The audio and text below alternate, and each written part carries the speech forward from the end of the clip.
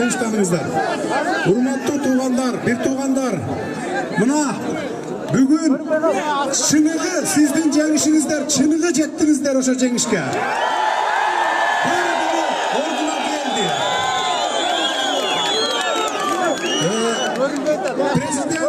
Мурдакы президент Сооронбай Жээнбеков өз арызын жазып берип кетти. Спикер Канат Исаев анын милдеттерин аткарууну мүмкүн эмес экен деп өзүнүн арызын жазып берди.